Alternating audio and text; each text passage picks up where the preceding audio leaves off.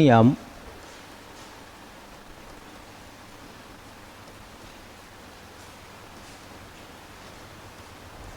1861।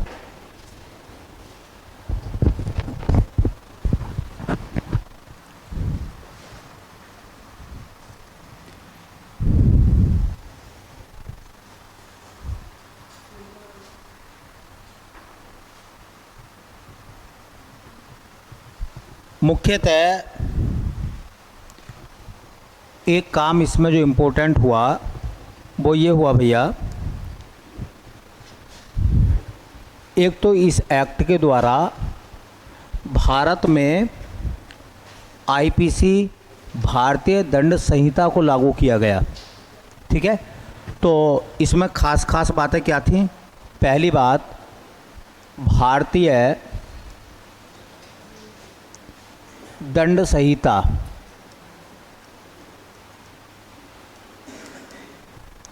भारतीय दंड संहिता इसको कहते हैं आईपीसी, इंडियन पिनल कोड, भारतीय दंड संहिता को लागू किया गया।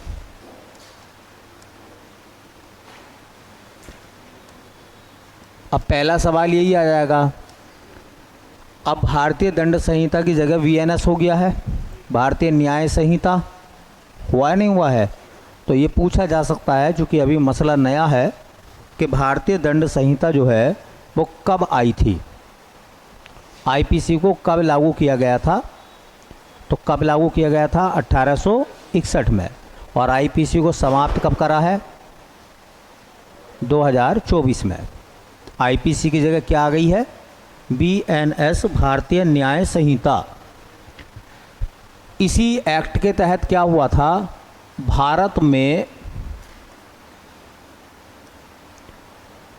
उच्च न्यायालयों की स्थापना की गई।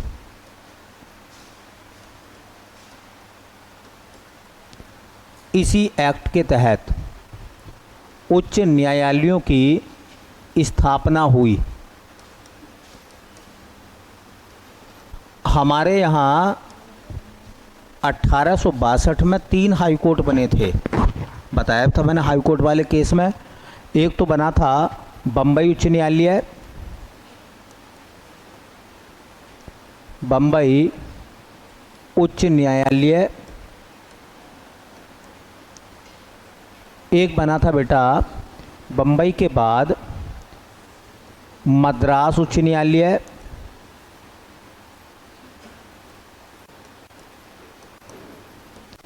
और एक बना था हमारे यहाँ भारत में कलकत्ता उच्च न्यायालय। कलकत्ता उच्च न्यायालय। और ये तीनों हाई कोर्ट जो बने थे ये 1861 के एक्ट पर आधारित थे, और इनको बनाया गया था 1862 में। तीनों 1862 के हैं या नहीं है? तो ये भी सवाल आता है कि भारत में 3 हाई कोर्ट शुरू में बने थे, और वो तीनों हाई कोर्ट जो थे वो कहाँ कहाँ बने थे भैया? बम्बई, मद्रास और कलकत्ता।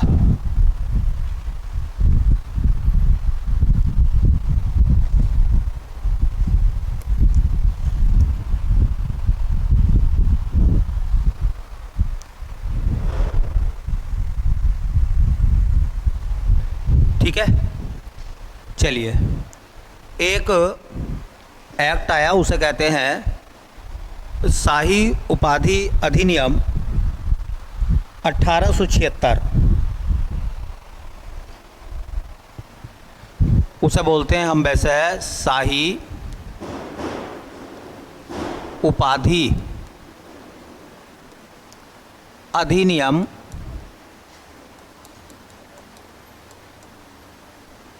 1876।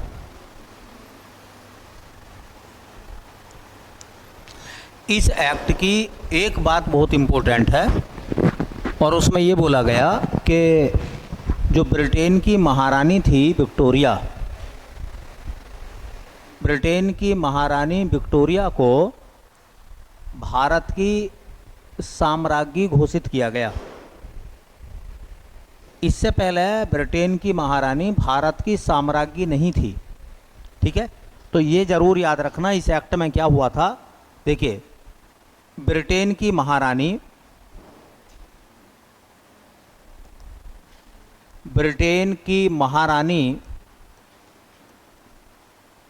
विक्टोरिया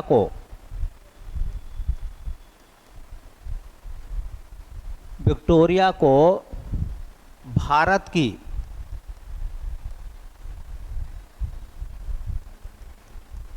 साम्राज्ञी घोषित किया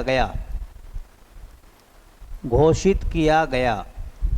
और ये सवाल एक बार पेपर में आया है कि कब घोषित किया गया था। 1876 में। 1876 में भारत की साम्राज्ञी कौन बनी? महारानी विक्टोरिया। महारानी विक्टोरिया को भारत की साम्राज्ञी बनाया गया 1876 में। बम्बई, मद्रास और कलकत्ता में हाईकोर्ट बनाए गए 1862 में। भारतीय दंड संहिता आईपीसी को लागू किया गया 1861 में। ठीक है, एक आता है भारतीय परिषद अधिनियम 1892।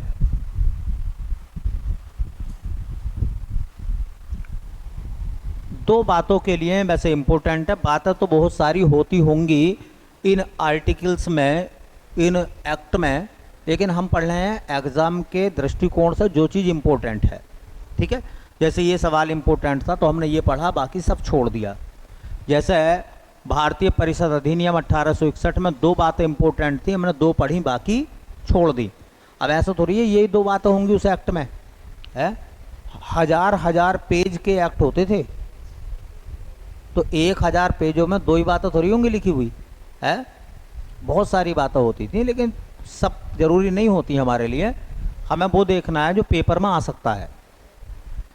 तो ऐसे ही एक एक्ट आया जिसका नाम था भारतीय